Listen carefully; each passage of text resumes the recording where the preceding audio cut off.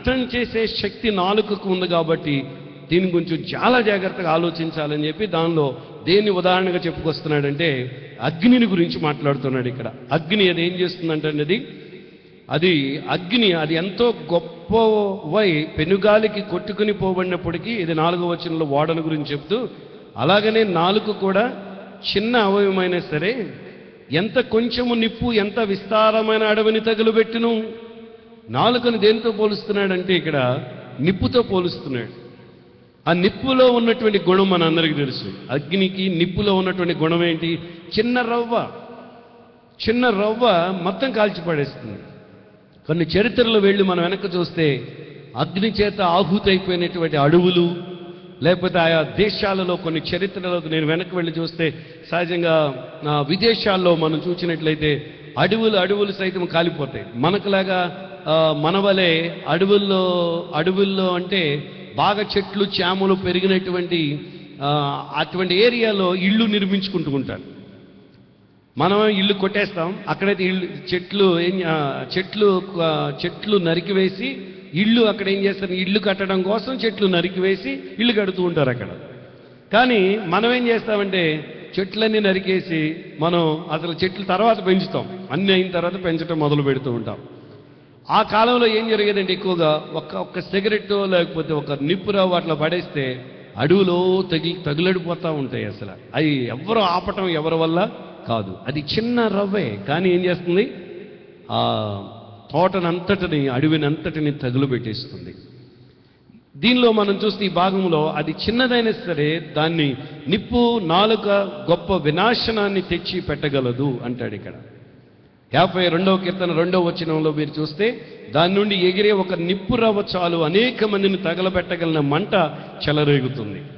అంటే మన మాట ఒక చిన్న నిప్పు రవ్వ ఏ విధంగా తోటలను అడవులను లేకపోతే ఇళ్లను కాల్చివేస్తుందో, అగ్ని ప్రమాదానికి ఆహుతైపోయి ఎంతమంది నాశనం అయిపోతారో, మన నాలుకను మనం సరైన రీతిలో వినియోగించకపోవటం ద్వారా, మనం మాట్లాడవలసిన చోట సరిగ్గా మాట్లాడకపోవటం ద్వారా ఎంత నష్టాన్ని మనం కొని తెస్తామనేది ఈ లేఖన భాగంలోంచి మనం చూస్తాం. చూడండి అక్కడ 52వ కీర్తన 2వ వచనంలో ఏమనుంది? మోసము చేయువాడా వాడిగల మంగళ కత్తి వలె నీ నాలుక నాశనము చేయను ఉద్దేశించి. వాడిగల మంగళవాణి కత్తి వలెనంట. అంటే ఆ కత్తి ఎంత పదునుగా ఉంటుందో ఆ విధంగా నీ నాలుక ఉంటుంది అంటే ఉద్దేశించుచున్నది. మోసము చేయ ఉద్దేశించుచున్నది అంటాడు. నాశనము చేయ ఉద్దేశిస్తుందని చెప్పి ఇక్కడ చాలా స్పష్టంగా దీనిలో మాట్లాడుతున్నాడు. 58వ కీర్తన 3వ వచనంలో కూడా చూడండి ఆ నాలుకని గురించి మాట్లాడుతున్నాడు. నాలుక అదొక ప్రపంచం అని, సహజంగా ఆ ప్రపంచం దుర్మార్గమైనదని, ఆ నాలుక కోరికలతో పాపముతో అది మండుతూ ఉంటుంది అనేది ఇక్కడ ప్రస్తావిస్తున్నాడు. చూడండి 58:3లో, తల్లి కడుపున పుట్టినది మొదలుకొని భక్తిహీనులు విపరీత బుద్ధి కలిగి ఉందరు, పుట్టిన తోడనే అబద్ధములాడుచు తప్పిపోవుదురు. అదిగో పుట్టిన తోడనే అబద్ధములాడుచు తప్పిపోతారు. ఈ నాలుకతో అబద్ధాలాడమని మనం ఎక్కడి నుంచి వచ్చిందండి ఇది? ఈ అబద్ధాలనేవి ఎక్కడి నుంచో నేర్చుకుంటే వచ్చిందా? తల్లిదండ్రుల నుంచి నేర్చుకుని వచ్చామా, లేకపోతే అన్నల దగ్గర నేర్చుకున్నదా, లేకపోతే తమ అక్కల దగ్గర నేర్చుకున్నదా? తర్వాత నేర్చుకుంటారు. కానీ స్వతహాగా అది గుణం, దానికి ఉన్న గుణం ఏంటంటే మనం పాపంలో పుట్టాం కాబట్టి ఈ పుట్టుకలో నుంచే మనం ఏ బుద్ధితో పుడుతున్నామంటే అబద్ధాలతోనే పుడుతున్నాం అన్నమాట. పిల్లలు చూడండి, పిల్లలు కొన్నిసార్లు అబద్ధం ఆడామంటే వెంటనే ఏమంటారు? అబద్ధం ఆడరు. అబద్ధం ఆడావని కూడా అబద్ధం ఆడలేదు, నేను చేయలేదు, అది నువ్వు చేసావంటే నేను చేయలేదు అని వెంటనే ఏం చేస్తారంటే అబద్ధం ఆడేస్తారు. అది చేశారని ఒప్పుకోరు. ఎందుకంటే పెద్దవాళ్ళం మనం ఒప్పుకుంటామని చెప్పండి. ఒప్పుకుంటే ఎక్కడ పరుగు పోద్దో, ఒప్పుకుంటే ఎక్కడ మనం చిన్నవాళ్ళం అయిపోతామో, ఒప్పుకుంటే మనం ఎక్కడ ఏమైపోతామో అనుకుంటాం. కానీ నేను ఒక గొప్ప మాట మీకు చెప్తాను ఇక్కడ. దేవుని వాక్యాన్ని వింటున్నటువంటి సోదరులారా, మనం ఎంత తప్పు చేసినప్పటికీ ఆ తప్పును ఒప్పుకున్నప్పుడండి దేవుడు దాన్ని అంగీకరించి క్షమించి మనలో మరింత పరివర్తన, మరింత ఆశీర్వాదాన్ని తీసుకొస్తాడు. దేవుని స్తోత్రం కలుగును గాక. హల్లెలూయా. ఈరోజు మనం ఏ విధంగా మనం ఉంటున్నాం? ఆ మంటలు నరకం నుంచి వచ్చాయి. ఎక్కడి నుంచి వచ్చాయండి? ఈ అబద్ధాలను ఎక్కడి నుంచి వచ్చాయి? మనం పాపంలో పుట్టాం కాబట్టి పాపం నుంచి వచ్చాయి. అట్లాగే ఈ రోజున ఈ అగ్ని, ఈ మంటలు, లేకపోతే ఈ నరక యాతనలు ఇవన్నీ ఎక్కడి నుంచి వచ్చాయి? నరకాన్ని నుంచి వస్తున్నాయి అన్నమాట. అంటే ఓ మాటలు చెబుతా, నరకం నుంచి వచ్చే అబద్ధాలు, మోసపు మాటలు, కొండలు చెప్పడం, దేవదోషణలు చేయటం, శాపవచనాలు, ఇవన్నీ అపవాది మనుషులకు నేర్పిస్తున్నాడు. వాడి భక్తులు నేర్పించేదానికంటే, నేర్చుకునేదానికంటే అపవాది ఎక్కువ నేర్పించేస్తున్నాడు వాటిని ఈ రోజున. మీరు గమనించండి.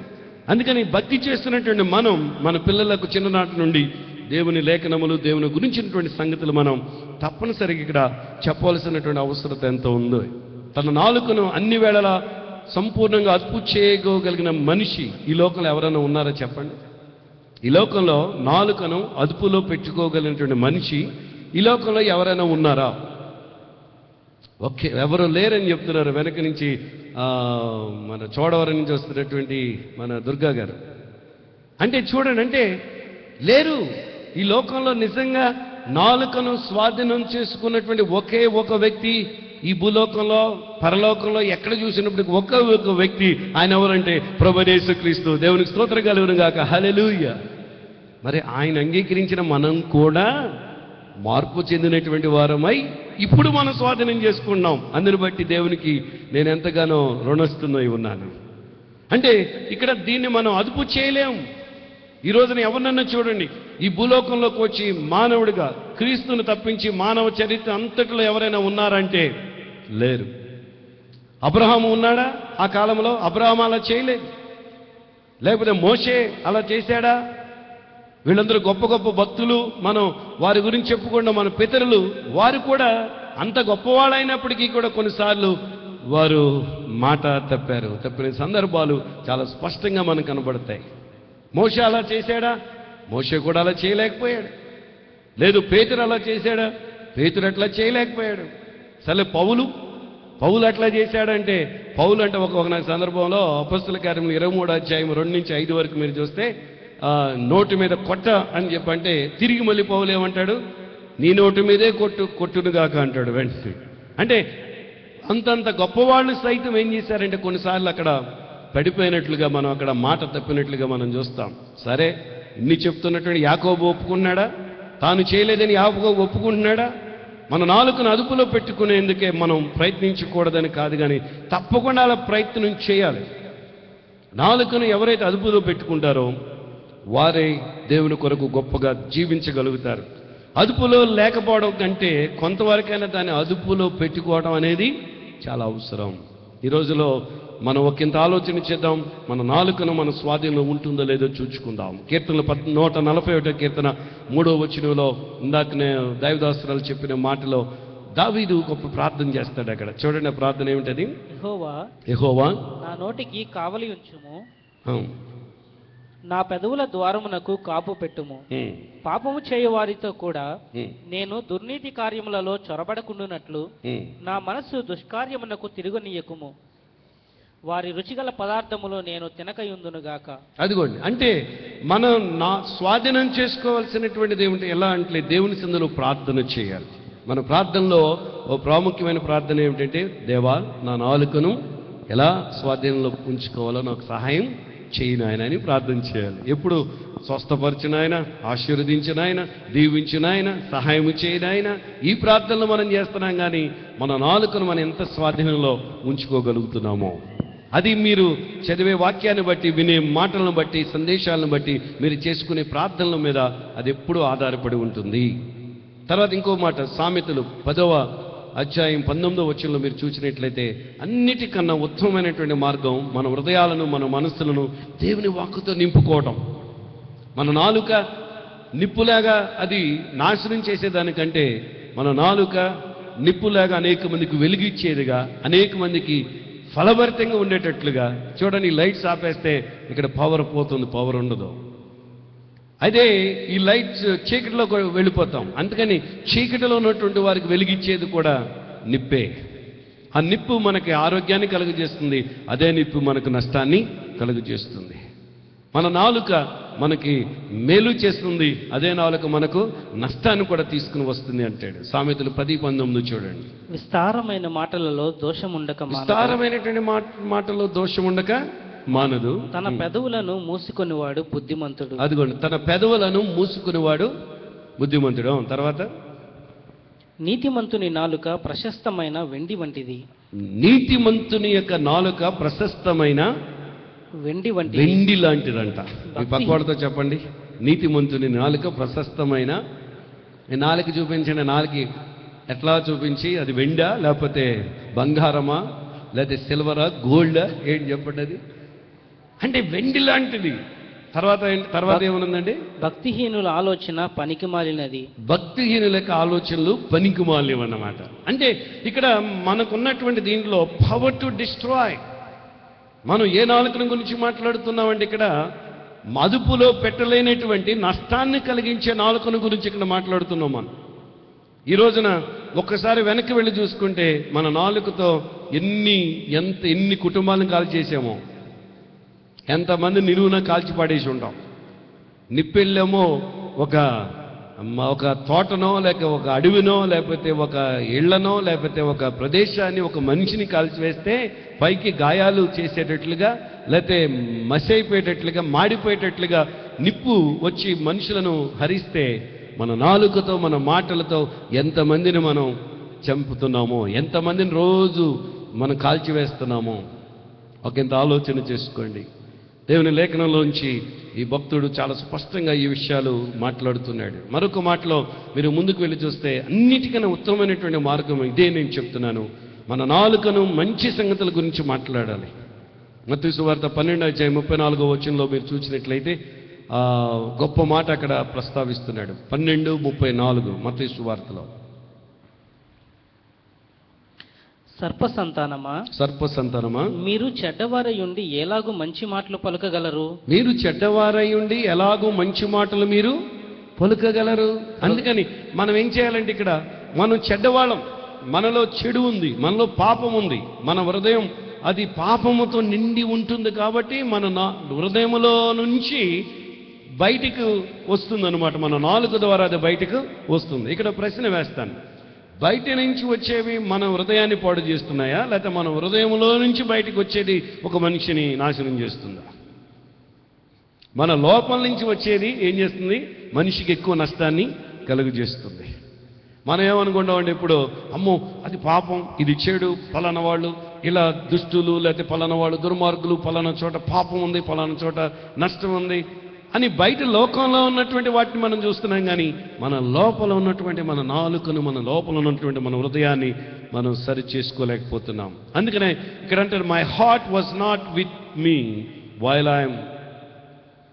39వ కీర్తనలో దావీదు అంటాడు, 39వ కీర్తన 1:3 గొప్ప మాట, ఈ మాట చెప్తున్నాడు చూడండి. I said I will take heed to my ways that I sin not with my tongue అంటాడు. నా నాలుకతో పాపము చేయకుండునట్లు. ఈ మాట అందరూ చెప్పండి. నా నాలుకతో నేను పాపము చేయకుండానట్లు నా మార్గములను జాగ్రత్తగా చూచుకొందును. నా మార్గములను నేను జాగ్రత్తగా చూచుకొందును. భక్తిహీనులు నా ఎదుట ఉన్నప్పుడు నా నోటికి చిక్కము ఉంచుకుందు అనుకుంటే. ఓహో, నా నోటికి నేనేం పెట్టుకుంటాను? చిక్కము పెట్టుకుంటాను అనుకుంటాను. అది కష్టం, అంత తేలిక అది పెట్టుకోవడం. నేను ఏమియో మాటలాడక మౌనినైతిని, క్షేమమును గూర్చి అయినను పలుకక నేను మౌనముగా నుంటిని. చూడండి, ఇక్కడ దావీదు దావీదు యొక్క జీవితాన్ని గురించి మీకు తెలుసు అనుకుంటున్నాను. చాలా temper. David had a temper and he had to have God's help in the controlling it. నాకు అది బాగా నచ్చినటువంటి మాట. దావీదుకి చాలా టెంపర్ ఎక్కువ, చాలా కోపం ఎక్కువ అన్నమాట. ఆ కోపంతో ఎడాపెడా మాట్లాడేసేవాడు, ఎడాపెడా మాటలు వచ్చేసాయి. కానీ దావీదు యొక్క కోపాన్ని, దావీదులో ఉన్నటువంటి దాన్ని సరిచేసింది ఏమిటంటే, దావీదు దేవునికి పూర్తిగా తన అంకితం చేసుకోబట్టి తన నోటి మాటను సరి చేసుకున్నాడు. అందుకని ఇప్పుడు ఏమన్నాడు ఇక్కడ, నేను పాపము చేయకున్నట్లు నా హృదయంలో దేన్ని ఉంచుకున్నాను? నేను దేవుని వాక్యమును ఉంచుకున్నాను అంటాడు. యవనస్తుడా, సోదరి సోదరులారా, మనం పాపం చేయకుండా, మరొకరు నష్టం చేయకుండా, మన మాట మన తీరు మరొకరికి ఇబ్బంది కలిగించుకోకుండా ఉండాలంటే మన హృదయంలో ఏముండాలి? దేవుని వాక్యాన్ని మనం ప్రతిరోజు మనం ఉంచుకునే వాక్య ప్రకారంగా మనం జీవించవలసినటువంటి వారమైనాం. ఇక్కడ అంటాడు, ప్రతి విషయంలో మీరు చూస్తే ఇంకా ముందుకు వెళ్ళి మీరు ఇంకా భాగాల్లో మీరు గమనిస్తే, ఏ hot head and A hot heart can lead to burning words that later we will regret. మన హృదయంలో కొన్నిసార్లు హాట్ అంటే వేడి అయినటువంటి మనస్సుతో, వేడి అయినటువంటి హృదయముతో కష్టం లోపల పెట్టుకున్నటువంటి హృదయాలతో మనం లేకుండా ప్రతి విషయంలోనూ దేవుని మీద మనం ఆధారపడవలసినటువంటి వారమైనాం. ప్రతి విషయంలో దేవుని మీద 14వ సామెతలు 14వ అధ్యాయం 29వ వచనం త్వరగా చూడండి. అక్కడ మాట్లాడతాడు, దీర్ఘశాంతము గలవాడు మహా వివేకి. అదిగోండి ఏంటంటే దీర్ఘశాంతము గలవాడు మహా వివేకి అంట. ముంగోపి మూఢత్వమును బహుమానముగా పొందు, మూఢత్వాన్ని బహుమానంగా పొందుకుంటాడు. ఈరోజు మనం ఎక్కడ తొందరపడుతున్నామో, నాకెందుకు ఈ లేఖనంలోంచి దేవుడు మాట్లాడుతున్నాడో నేను ఈ మధ్యన ఆలోచన చేస్తున్నాం. లత, నేను, మా దైవదాస్త్రాలు మధులత, మేమిద్దరం కలిసి స్టడీ చేస్తున్నప్పుడు ఈ లేఖన భాగాల్ని మేమిద్దరం ఇదే ప్లాన్ చేస్తున్నాం. మనలో ఇంకా మనం ఏ విధంగా ఉండాలి, మనం ఏ విధంగా దేవుని మాటలు ప్రజెంట్ చేయాలి, మన మాట ఒక వ్యక్తికి నష్టం కలిగిస్తుందా, మన మాట ఒక వ్యక్తికి లాభాన్ని కలిగిస్తుందో, మేలు కలిగిస్తుందో మనం ఆలోచన చేసుకోవాలి. ఈ భాగంలోంచి మాట్లాడతాడు, fire not only start small and grows and creates heat. ఈ నిప్పు అనేది కేవలము అది చిన్నగా రవ్వగా ఆరంభమయ్యి అది బాగా మహా మంట అయి ఉండటం మాత్రమే కాకుండా క్రియేట్స్ ద హీట్, వేడిని పుట్టిస్తుంది. మంటలో, నిప్పులో ఉన్నటువంటి మరొక గుణం ఏంటండి? వేడి ఉంది, దాంట్లో వేడిని పుట్టిస్తుంది. అంటే మనకున్నటువంటి వాతావరణాన్ని, మన చుట్టూ ఉన్నటువంటి చక్కని చల్లని వాతావరణాన్ని, మనలో ఉన్నటువంటి మిత్రభావాన్ని, మనలో ఉన్నటువంటి సోదర భావాన్ని, మనలో ఉన్నటువంటి ఆ మంచితనాన్ని అంతటిని ఏం చేస్తుందంటే అది హీట్ చేసి డిస్టర్బ్ చేస్తుంది. అది అపవాది ఉపయోగించుకుంటూ ఉన్నాడు. నీ నాలుక దేవుడు ఉపయోగిస్తున్నాడా, నీ నాలుక అపవాది ఉపయోగించుకుంటున్నాడా? తొందరపాటున అనేసానండి అని ప్రతిసారి మనం అనటం కాదు, కానీ ఈరోజు ముగింపులోని మీకు అందరికీ గొప్ప మాటలు నేను చెప్పవలసింది ఏమిటంటే, ఈ భాగాలన్నింటిలో పవర్ టు డిస్ట్రాయ్. అదేవిధంగా ఒక జంతువుని గురించి మాట్లాడతాడు. తర్వాత భాగంలో చూస్తే జంతువు ఏం చేస్తుంది? అది పెంచినట్టే పెంచుతాం, దానిలో విషం ఉంటే అదేం చేస్తుంది? మనిషిని కాటు వేస్తుంది. పాములు పెంచేవాళ్ళని చూసేవాళ్ళం గతంలో. పాములు పెంచితే కూరలు తీయకుండా పాములు పెంచినటువంటి వాడు చివరికి పెంచినటువంటి వ్యక్తినే పాము కాటేసినటువంటి సందర్భాలు ఎన్నో నేను వింటూ వచ్చాను. విషంతో కూడినటువంటి జంతువులు అవి కొన్ని విషాన్ని చిమ్ముతాయి, చల్లుతాయి. అటువంటి జంతువులు అడవుల్లో ఆయా దేశాలు అక్కడక్కడ ఉన్నాయంటే ఆశ్చర్యపోకుండా అవసరంలే. అట్లాగే మనం వాటితో పోలుస్తున్నాడు మన నాలుకను. విష జంతువులు, విష సర్పాలలాగా మీరు మీ నాలుకను జిమ్ముతున్నారేమో, మాట్లాడుతున్నారేమో, ఒకంత చూచుకోండి అంటాడు ఇక్కడ. ఇదంతా మనకి ఈ రోజుల్లో ఇటువంటి లేఖనాలు మనకి ఎంత అవసరమైనది. ఈ లేఖన భాగంలోంచి దేవుడు మనతో మాట్లాడుతూ వస్తున్నాడు. దీనిలో ప్రాముఖ్యంగా మరొక మాట చూస్తే, ఇంకొక మాటను మీ ముందు ఉంచే మత్తయి సువార్త 11వ అధ్యాయం 19వ వచనంలో దీని గురించి మాట్లాడతాడు. చూడండి, they called him a man gluttons and the winebibber అంటాడు. మత్తయి 11:19 చూడండి. మనుష్య కుమారుడు తినుచును త్రాగుచును వచ్చెను కనుక ఇదిగో వీడు తిండిపోతును మద్యపానీయు సుంకరులకును పాపులకును స్నేహితుడునని వారు అనుచున్నారు. అదిగో మనం ఒకవేళ మనలో తేడాలు పెట్టుకుని, అంటే ఇది ఈ భాగాన్ని జస్ట్ నేను మెన్షన్ చేశాను, కానీ ఇంకా ముందుకు వెళ్ళి చూస్తే, even when he was dying on the cross, యేసుప్రభు ఈ లోకానికి వచ్చి, యేసుప్రభు శిలువలో మనందరి కోసం మరణించడానికి ఈ లోకానికి వచ్చి మంచి మాటలు మాట్లాడి, మీరు పాపం చేయకండి, మీరు మంచిగా ఉండండి, మీరు దేవుని రాజ్యం సమీపించింది, ప్రభువుని రాజ్యం సమీపించింది, దేవుని నీతులు బోధించి స్వస్థపరిచి అద్భుతాలు చేసి ఉపమానాలు చెప్పి ఇంత గొప్ప సేవ చేసినటువంటి ప్రభువుని ఏమన్నారు? వాళ్ళు విమర్శించారు. విమర్శించే వాళ్ళు అందరికీ విమర్శకులాగానే కనబడతారు, కానీ యేసు ప్రభులో ఎటువంటి ఇది లేదు. Fire spreads and then more fuel you give it and faster it will spread. దీనిలో మరొక గుణం ఏంటంటే, అగ్నిలో ఉన్న స్ప్రెడ్ అయిపోతుంది. అది చిన్నదే, కానీ అది అభివృద్ధి చెందుతుంది, అది వేడి కలిగిస్తుంది. ఇంకో మూడో మాట, అది స్ప్రెడ్ అయిపోతుంది. మీరు ఎంతగా ఎక్సలేటర్ ఇస్తే, ఎంత ఆయిల్ పోసి బండికి ఎంత ఎక్సలేటర్ ఇస్తే అంత ఫైర్ ఎక్కువ కాలి మీ వాహనం అంత స్పీడ్ వెళుతుంది. అట్లాగే మన నాలుక మనం సరి చేసుకోకపోతే మనలో చెడు అంత ఎక్కువగా స్ప్రెడ్ అయ్యి అనేక మందికి నష్టాన్ని కలిగిస్తుంది. చివరికి నీ జీవితాన్ని, నా జీవితాన్ని కూడా నష్టపరిచే గుణం నాలుకలో ఉందని మాట్లాడతాడు ఇక్కడ. ప్రతి విషయంలోనూ మనం దేవుని మీద ఆధారపడాలి. మూడో అధ్యాయం 6వ వచనంలో అంటాడు, నాలుక అగ్నియే, నాలుక మన ఆవరణలో ఉంచబడిన పాప ప్రపంచమై సర్వ శరీరమునకు మాలిన్యమును కలుగ చేయొచ్చు, ప్రకృతి చక్రమునకు చిచ్చు పెడుతుంది, అది నరకము చేత చిచ్చు పెట్టబడును అంటాడు. ఈ రోజున మనం ఎలా ఉంటున్నాం? Not only is a tongue like a fire, but is also like a dangerous animal. జంతువుని గురించి మాట్లాడతాడు ప్రతి విషయంలోనూ. కొంతమంది మాట్లాడే తీరు విచిత్రంగా ఉండదు. కొంతమంది సేవకులు, కొంతమంది విశ్వాసులు, కొంతమంది భక్తులు మనలో ఇటువంటి విషపు మాటలు, ఇటువంటి కోరపు మాటలు, వ్యంగ్యపు మాటలు, ఆ ధోరణిని మనం తీసివేసుకోవాలని చాలా స్పష్టంగా ఇక్కడ మాట్లాడుతున్నాడు. ప్రతి విషయంలోనూ మనం గ్రేట్ డ్యామేజ్.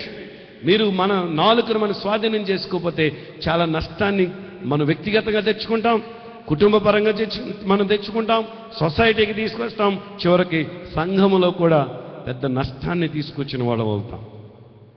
ఆఫ్ కోర్స్ మన సమాజంలో అటువంటి నాలుక గలవారు లేరని నేను అనుకుంటున్నాను. దేవుని స్తోత్రం కలుగును గాక. హల్లెలూయా. ఒకవేళ ఉంటే దాన్ని సరిచేయండి. ఈ రోజు నుంచి సరి చేసుకుందాం, అని ఒప్పుకుందాం, దేవుని మీద ఆధారపడదాం, దేవునికి పూర్తిగా మన జీవితాలు అంకితం చేసుకుందాం. ఇంకా చివరికి ఈ మాట చూస్తే మన ప్రోత్సంస్కార పరిచర్య ముందు కాబట్టి దాన్ని సిద్ధపడుతూ 9 నుంచి 12 వరకు మనం చదివిన దాంట్లో మరి 3వ అధ్యాయంలో 9 నుంచి 12 వరకు మీరు చూస్తే, దీనితో తండ్రి అయిన ప్రభు స్తుతింతుము, దీనితోనే దేవుని పోలికగా పుట్టిన మనుషులను శపింతుము. ఒక్క నోటి నుండి ఆశీర్వచనమును శాపవచనమును బయలు వెళ్ళను. నా సహోదరులారా, ఇలాగుండకూడదు. నీటి బొగ్గులో ఒక్క జల నుండి తీయని నీరు చేదు నీరు ఊరునా? నా సహోదరులారా, అంజూరపు చెట్టున ఒలివ పండ్లైనను ద్రాక్ష తీగనను అంజూరపు పండ్లైనను కాయునా? అటువలనే ఉప్పు నీళ్లలో నుండి తీయని నీళ్లును ఊరునా అంటాడు ఇక్కడ. అంటే చూడండి, నాలుకని ఎన్ని భాగాలుగా ప్రస్తావిస్తున్నాడు. అక్కడేమో ఏమంటున్నాడంటే మొదటి భాగంలో అది నాలుకను ఒక కళ్ళెముతో పోలుస్తున్నాడు, రెండవది నాలుకను ఒక చుక్కానిగా పోలుస్తున్నాడు, రెండవది నాలుకను అగ్నిగా పోలుస్తున్నాడు, నాలుకను ఒక విష సర్పాలతో పోలుస్తున్నాడు, విష జంతువులతో పోలుస్తున్నాడు. మళ్ళీ చివరిగా ఇక్కడ చూస్తే నాలుకను దేనితో పోలుస్తున్నాడంటే ఇది ఫౌంటైన్, ఒక జల ఓట నుండి. జల ఓట, ఏ నీరు ఎక్కడ మనం బావి తవ్వితే అక్కడే ఏ జలం ఉంటే మంచి జలం ఉంటే మంచి జలం బయటకు వస్తుంది. ఉప్పు నీరు అనుకుని ఉప్పు నీరే వస్తుంది. ఈ మధ్యన చాలా లోతుకి వెళ్ళి డ్రిగ్ చేసి వాటర్ ఇంకా మంచి వాటర్ వస్తుందని 400 feet లోపలికి వెళ్ళి ట్రై చేస్తే మళ్ళీ ఆ టైపే కనబడుతుంది నీళ్లు. మరి ఎప్పటికి మారద్దో మాకు తెలియదు, కానీ చివరికి ఎక్కడ ఏ ఓట ఉందో ఆ ఓటే వస్తుంది. ఎక్కడి నుంచి ఏ నీరు, మంచి నీరు ఉన్న చోట మంచి నీరే వస్తుంది, ఉప్పు నీరు ఉన్న చోట ఉప్పు నీరే వస్తుంది. దాన్ని మార్చగలుగుతుందా? మార్చలేదు కదా. అందుకని దానితో పోలుస్తున్నాడు ఇక్కడ, ఫౌంటైన్తో పోలుస్తున్నాడు. రెండవది చెట్టుతో పోలుస్తున్నాడు. ఈరోజు మనం ఒక పరిశీలన చేసుకుని ఇక్కడి నుంచి మనం వెళదాం. మన జీవితంలో మార్పును మనం కలిగి ఉందాం. ఇలా జరగకూడదు అంటాడు. ఏది మనం లోకంలో జరిగినట్లు ఇక్కడ జరగకూడదు, అలా ఉండకూడదు. 9-10 వచనాల్లో మాట్లాడేది ఏమిటంటే, ఆ నోటితోనే స్తుతించడం, ఆ నోటితోనే శపించడం, ఆ నోటితోనే పాటలు పాడటం, ఆ నోటితోనే పాపం చేయటం, ఆ నోటితోనే సాక్ష్యం చెప్పటం, ఆ నోటితోనే చెడు జీవితాన్ని జీవించడం. ఇది చూసారు, ఇవన్నీ ప్రతిదీ ఏం మాటలు. ఇలా జరగకూడదు, జరగవలసిన అవసరం లేదు, కానీ తరచుగా ఇలా జరుగుతూ ఉంటుంది కొంతమంది మనుషుల్లో. ప్రభువుని అంటే యేసు ప్రభువుని, తండ్రిని అంటే యేసు ప్రభు తండ్రిని, ఆయన దేవుణ్ణి, ఆయన పోలికలో పుట్టినటువంటి మనందరం అలా మనం ఉండకూడదు, అలా మనం చేయకూడదని చాలా స్పష్టంగా చెప్తున్నాడు. సృష్టి అంతటిలో నువ్వు మనిషి నాలుకను మాత్రమే 2 రకాల మూలస్థానాలుగా, 2 రకాల ప్రవాహాలుగా వెలువడుతూ ముందుకు వస్తూ ఉన్నాయి. వీటిని ఈ భాగాన్ని బట్టి మనం చూసినట్లయితే ఈరోజు ఒక తీర్మానం చేసుకుని మనం ఇక్కడి నుంచి వెళదాం. నడిపించే శక్తికి నాలుక ఉంది, నష్టం చేసే శక్తి నాలుకకు ఉంది. ఇక మూడోది పవర్ టు డిలైట్, సంతోషింపచేసే శక్తి నాలుకకు ఉంది. ఆ ముందుదేమో నడిపించే శక్తి ఏమో ఒక చుక్క అని ఒక ఇంకోటి ఏమిటి దాని ముందు కళ్ళెములాగా ఉపయోగిస్తున్నాడు. నష్టం చేసే దగ్గరికి వచ్చేటప్పటికేమో అగ్నిగాను అదొక విష జంతువుగాను పోలుస్తున్నాడు. కానీ పవర్ టు డిలైట్, సంతోషించే, మన నాలుకతో సంతోషించే భాగానికి వచ్చేటప్పటికి ఒక జల ఓటగాను, ఒక మంచి చెట్టుగాను, ఒక ఫలభరితమైనటువంటి జీవితంగా ఉండాలని ఇక్కడ ప్రస్తావిస్తున్నాడు. అందుని బట్టి అందరం ఒకసారి దేవుని స్తుతిద్దాము. హల్లెలూయా. ముగింపులో మీకు మాట చెప్పి నేను ముగించేస్తాను. The problem of course is not the tongue. అసలు సమస్య అనేది నాలుగుదంటారా? ఇట్ ఈస్ ద హార్ట్, హృదయం. It is easy to have bitter envying and strife in our hearts. 3:14 మీరు చూస్తే అంటాడు కదా, అయితే మీ హృదయములలో సహింపనలవే కానీ మత్సరమును వివాదమును ఉంచుకునే వారైతే అతిశయపడవద్దు, సత్యమునకు విరోధముగా అబద్ధమాడవద్దు అన్నాడు. అంటే ఇక్కడ ఏమంటాడంటే అసలు మన హృదయములో but those things which proceed out of the mouth comes from the heart and they defile the man అంటాడు. మన హృదయంలో నుంచి ఏది వస్తుందో అదే మనుషులకు నష్టాన్ని కలిగిస్తుంది. మత్తయి సువార్త 15:18 keep the heart with all diligence for out of it or the issues of life. సామెతలు 4:23 బాబురావు ఒకసారి చూడండి త్వరగా. సామెతలు 4:23 నీ హృదయములో నుండి జీవధారలు బయలుదేరు. అదిగో మీ హృదయములో నుండి జీవధారలు బయలుదేరును. కాబట్టి అన్నిటికంటే ముఖ్యంగా నీ హృదయమును భద్రముగా కాపాడు. హృదయమును ఏం చేయాలి? భద్రంగా కాపాడుకోండి. నాలుకను గురించి మనం మొదలు పెట్టాము సందేశం. కానీ దేని కాపాడదాం ఈరోజు? హృదయాన్ని కాపాడితే హృదయం అన్నిటికంటే మోసకరమైనది, అది ఘోరమైన వ్యాధి గలది. ఈ హృదయాన్ని కంట్రోల్ చేస్తే మొత్తం అన్నీ కంట్రోల్ అయిపోతాయి అంటే. నాలుక కూడా అంతే. నాలుక కూడా చాలా అదిరిపడుతుంది. దీనిలో 4 విషయాలు మీ ముందు నేను ఉంచవలసి వస్తే ముఖ్యంగా ఒక ఆయన చెప్పుకొస్తాడు. As I close the chapter let me suggest that you start using the 12 words that transform your life. మన జీవితం గొప్ప మార్పు చెందడానికి ఈ విషయాలు చాలా ఉపయోగపడతాయంట మన సంభాషణలో. ఈ మాటలు ఎప్పుడు నోట్ చేసుకోండి మీ జీవితంలో. ఒకటి ఏమిటంటే ప్లీజ్ అండ్ థ్యాంక్ యూ. ఎప్పుడైనా సరే మనలో ఈర్ష్య, ద్వేషం, అసూయ, మన మాట తీరు, మన హృదయంలో తేడాలు లేకుండా మనం ఉండాలంటే మనం ఎప్పుడు వాడే పదాలు ఏమిటంటే ఇంగ్లీష్లో చాలా చక్కగా రాసుకొచ్చాడు. Please and thank you.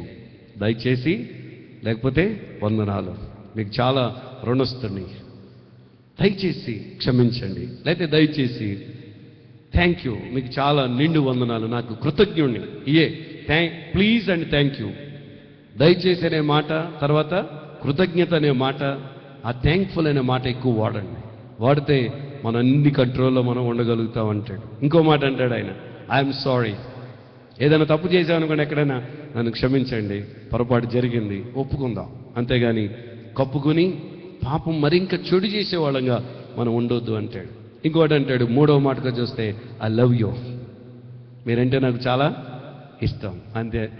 లోపల ఏదో కష్టం పెట్టుకుని పైకి ఇష్టం అండి అంటే కుదరదు. అట్లా అది తెలిసిపోతుంది మన మనసు. ఓకే. మరి ఇంకో మాట అంటాడు, ఐ లవ్ యూ అండి. తర్వాత ఐఎమ్ ప్రేయింగ్ ఫర్ యూ అనాలంట, నేను నీ కొరకు ప్రార్థిస్తాను. ఎలవాయా ప్రార్థన చేసావు, కానీ పెద్ద ప్రేమ అంట, ప్రేమిస్తున్నాడంట, లోపలంత ఇంత నష్టం చేసి నాకింత నన్ను నాశనం చేసి నన్ను మోసం చేసి అంటే ఇప్పుడంట సారీ చెప్తున్నాడు, లేకపోతే ప్రేమిస్తున్నాను అంటున్నాడు, లేకపోతే థ్యాంక్ యూ అంటున్నాడు, వ్యంగ్యంగా మాట్లాడుతున్నాడు అని ఎగిరి పడిపోద్ది అనమాట నాలుక. అయినా సరే వాళ్ళని కంట్రోల్ చేయగలిగినటువంటిది ఏంటంటే దేవుని వాక్యాన్ని హృదయంలో పెట్టుకుని ఈ 4 మాటలు గుర్తుపెట్టుకుని ఏంటంటే ప్లీజ్ అండ్ థ్యాంక్ యూ, దయచేసి అని వాడండి, ఆ పదాలు వాడండి. ఇంకోటి ఏంటి? థ్యాంక్ యూ ఏంటి? కృతజ్ఞుడి అనే పదాలు వాడండి. తర్వాత ఇంకోటి ఐఎమ్ సారీ, తప్పు చేస్తే ఏమని చెప్తారు? క్షమించండి, సారీ, అంతే. ఇంకా తర్వాత అంటాడు ఐ లవ్ యూ, నేను మిమ్మల్ని ఏం చేస్తున్నాను? ప్రేమిస్తున్నాను. ఇంకా చెడు వాళ్ళ మీద మనకు కక్ష ఉండదు అనమాట, బాధ ఉండదు, ఏ గొడవ ఉండదు. చివరికి ఏం చేయాలి? చివరికి ఏంటంటే ఇంగ్లీష్లో ఐఎమ్ ప్రేయింగ్ ఫర్ యూ, మీ కొరకు నేను ఏం చేస్తున్నాను? ప్రార్థన చేస్తున్నాను. అంతే. అలా చేయండి, మనం కంట్రోల్లో మనం ఉండగలుగుతాం. నేను ఒకప్పుడు కష్టమైపోయేది ఇవన్నీ, కానీ ఈ రోజున ఇవన్నీ సాధన చేయటం ద్వారా మనసు ప్రశాంతంగా ఉంది. ఈ రోజున కానీ స్కానింగ్ పట్టుకొచ్చి స్పిరిచువల్ స్కానింగ్ తీస్తే నా హృదయం ఎలా ఉందో, నా మనసు ఎలా ఉందో మీకు చూడగలరు ఇక్కడ స్క్రీన్స్ మీద. మీది నాది అలా ఉండాలి. ఓకే. మన నాలుక కానీ మన హృదయం కానీ ఎక్కడ మచ్చ, ఎక్కడ డాగు ముడతలు లేకుండా ఎంత ప్రశాంతంగా ఉండటం ద్వారా మనం ఆరోగ్యంగా ఉండగలుగుతాం. Yes, the smallest but largest trouble maker, అది అన్నిటికంటే చిన్నదే నాలుక, చాలా పెద్ద సమస్యలు సృష్టించేదే నాలుక. All the world the tongue, but it does not have to be a trouble maker God can use our tongue to desire others into the way of life. Hallelujah. దేవుడు నాలుక చిన్నదే, అది మనకు నష్టం కలిగించేది, నాశనించేది, అది చిచ్చులు పెట్టేది, అది కాల్చివేసేది, అది కుటుంబాలను కూల్చివేసేదే. కానీ అదే నాలుకను దేవునికి పూర్తిగా అంకితం చేసుకుని, యేసే రక్షకుడు, యేసు నన్ను స్వస్థపరిచాడు, యేసు నా జీవితంలో కార్యములు చేశాడు, ఈ దేవుడు నీకు సహాయం చేస్తాడు, ఈ దేవుడు నీకు తోడుగా ఉంటాడని మనం చెప్పగలిగితే, అదే నాలుక అనేక మందిని ఏం చేస్తుంది? రక్షించగలుగుతుంది. బస్సులో కూర్చున్నప్పుడు, ట్రైన్లో కూర్చున్నప్పుడు, రోడ్డు మీద నిలబడినప్పుడు, మీ పొరుగు వారు ఎక్కడైనా కనబడుతున్నప్పుడు, యేసు రక్షకుడండి, యేసు స్వస్థపరుస్తాడండి, ఈ దేవుడు మంచివాడండి, ఈ దేవుడు అంగీకరించండి అని మీరు ఒక మాట చెప్పగలిగితే, ఆ మాటే ఆ మనిషిని ఏం చేస్తుంది? బ్రతికిస్తుంది. ఒకవేళ మీకు ఎప్పుడైనా సమస్యలు వస్తే, బాధలు, కష్టాలు వస్తే మీ జీవితంలో, ఇదిగో ఈ ప్రభుని సేవించండి, ఈ ప్రభుని ప్రార్థించండి, లేకపోతే నాకు ఫోన్ చేయండి, నేను మీకు మందిరాన్ని తీసుకుని వెళ్తాను, నేను మీకు సహాయపడతాను, ప్రార్థిస్తాననే మాట ఒక వ్యక్తిని ఏం చేస్తుంది? బ్రతికిస్తుంది. ఈరోజు ఈ మాట మిమ్మల్ని బ్రతికిస్తుంది. మీకు ఏ సందర్భంలో ఏ అవసరత వచ్చినప్పటికీ దేవుని మీద భారం వేయండి, దేవుడు మీకు గొప్పగా సహాయం చేసి ఆశీర్వదించి దీవిస్తాడు. ప్రార్థన చేసుకుందాం కళ్ళు మూసుకున్నట్లయితే.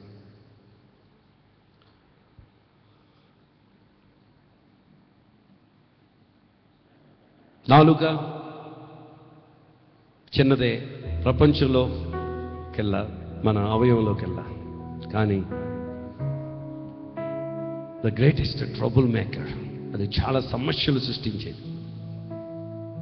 కానీ ఈ జీవితాన్ని, మన హృదయాన్ని పూర్తిగా దేవునికి అంకితం చేసుకుంటే, అదే నాలుకతో, ఏ నోటితో నీవు అబద్ధాలాడావో, ఏ నోటితో నీవు నష్టాన్ని కలిగించావో కుటుంబాలకు, ఏ నోటితో జీవితాన్ని నాశనం చేసుకున్నావో, ఏ నోటితో సమస్యలు సృష్టించుకున్నావో, ఏ నోటితో ఇంకా నువ్వు జీవితాన్ని అలాగే కొనసాగిస్తున్నావో, దాన్ని ఈరోజు దేవునికి అర్పిస్తే, దేవునికి అంకితం చేసుకుంటే, శుద్ధీకరించి శుద్ధం చేసి నాలుకను, హృదయాన్ని ఆయన కొరకు దేవుడు వినియోగించుకుంటాడు.